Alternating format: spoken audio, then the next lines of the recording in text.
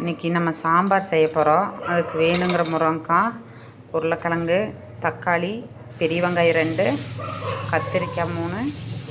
இதில் பார்த்திங்கன்னா மல்லித்தூள் 3 ஸ்பூன், மிளகுத்தூள் 2 ஸ்பூன், சாம்பார் தூள் 3 ஸ்பூன், கொஞ்சம் பெருங்காயம், அரை மூடி தேங்காய்.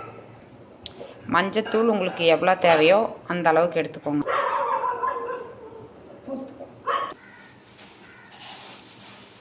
சாம்பாருக்கு தேவையான பருப்பு இது புளி. சாம்பாருக்கு தேவையான புளி ஒரு நெல்லிக்காய், ஒரு எலுமிச்சம்பழம் சைஸுக்கு எடுத்துருக்கு. புளியை நல்லா ஊற வச்சுருக்கோம். பருப்பு வேக வைக்கிறதுக்கு குக்கரில் தண்ணி. சாம்பாருக்கு தேவையான பெருங்காயமும் வெந்தயமும் எடுத்து வச்சுருக்கோம். பருப்பு நல்லா கழுகியாச்சு. சாம்பார் வைக்கும்போதே அந்த பருப்பு வேக போட்டிருக்கோம்ல, அதில் 2 கிழங்கும் இதில் ஒரு ஆஃப் வெங்காயம் கட் பண்ணி போட்டால் போதும்.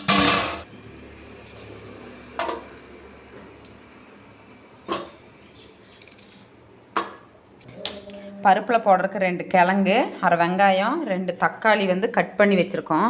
இப்போ பருப்பில் போட போகிறோம். இதை பருப்பு வெந்துட்டு இருக்கு.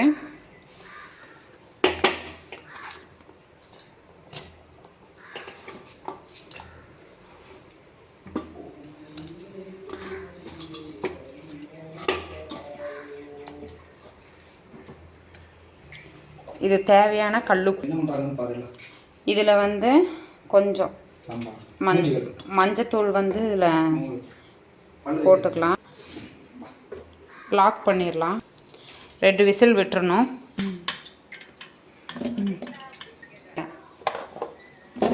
அதுதான் சரி.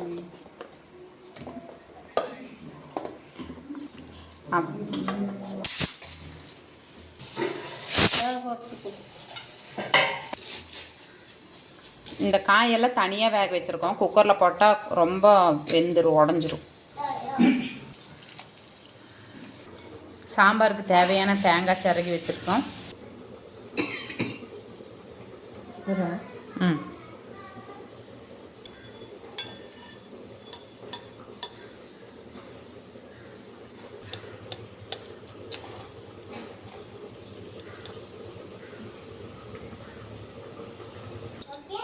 ஃபஸ்ட்டு எண்ணெய் ஊற்றாமல் ட்ரையாக வெந்தயமும் பெருங்காயமும் போட்டு வணக்கணும். எண்ணெய்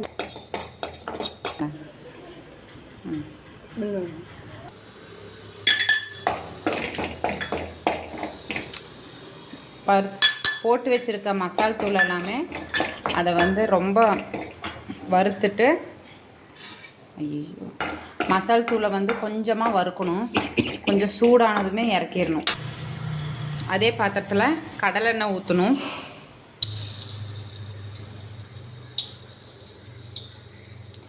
எண்ணெய் ஊற்றுனதுக்கப்புறம் பெருங்காயம் இதில் போட்டுடணும். எண்ணெய் காஞ்சதோ அதில் பெருங்காயம் போட்டு வணக்கிடுங்க. பெருங்காயத்தூள் பொரிஞ்சதுமே அதை எடுத்து தனியாக வச்சிடணும். இது ரெண்டுமே பொடிக்கிறதுக்கு. வெங்காயம் தக்காளி வணக்கணும்.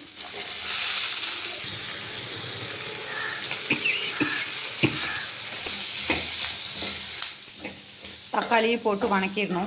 இது வணக்கினதும் நம்ம லைட்டாக சூடு பண்ணோம்ல, வர மிளகுத்தூள், மல்லித்தூள், அது எல்லாத்தையும் இந்த இதில் போட்டு நல்லா வணக்கிடணும். கல்லில் வச்சு நுணுக்கிக்கலாம். வெந்தயமும் பெருங்காயமும், பெருங்காயத்தூளும் வெந்தயமும் பொடிச்ச பொடியை இந்த அரைக்காத கூடயே மிக்ஸ் பண்ணிடலாம். அரைச்சிக்கலாம். அரைச்சாச்சு. காய் வேக வச்சுருந்தது வெந்துருச்சு. இந்த காயில் மசாலா சேர்த்திக்கலாம்.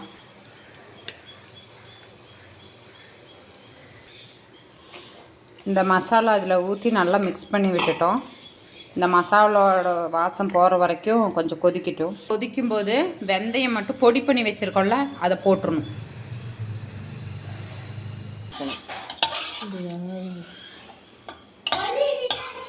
இது வேக வச்ச பருப்பு, தனியாக வேக வச்சுருந்தோம்ல, கிழங்கு தக்காளி எல்லாம் போட்டு அந்த பருப்பை இப்போ குழம்பு கூட மிக்ஸ் பண்ணணும். பருப்பெல்லாம் போட்டு நல்லா மிக்ஸ் பண்ணியாச்சு.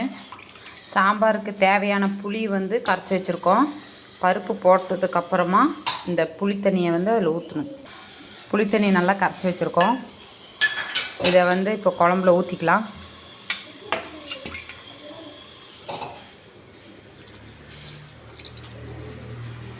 இந்த குழம்புல அந்த புளித்தண்ணியோட பச்சை வாசம் போகிற வரைக்கும் லைட்டாக கொதிக்கிட்டோம். கொதிச்சதுக்கப்புறம் தாளித்து கொட்டிட்டா எங்கள் அம்மாவோட ஸ்பெஷல் சாம்பார் ரெடி.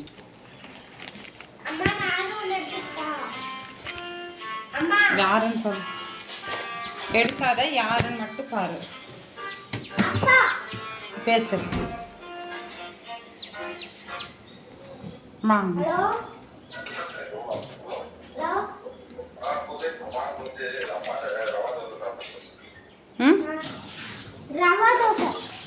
ரவா தோசை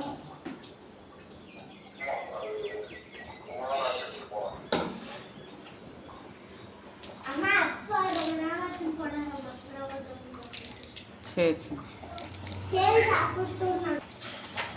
சாம்பார் தாளிக்கிறதுக்கு வெங்காயம், வரமிளகு, கருவேப்பிலை, கொத்தமல்லி தேவையானது எடுத்தாச்சு. தாளிக்கிறதுக்கு வடை சட்டி வச்சாச்சு. எண்ணெய் ஊற்றியாச்சு. தாளிக்கிற கடுகு,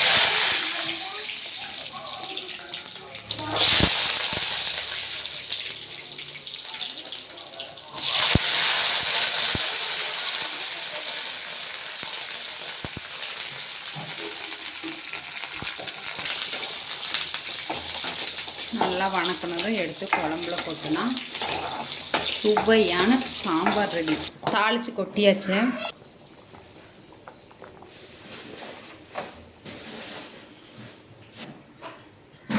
சாம்பார் ரெடி.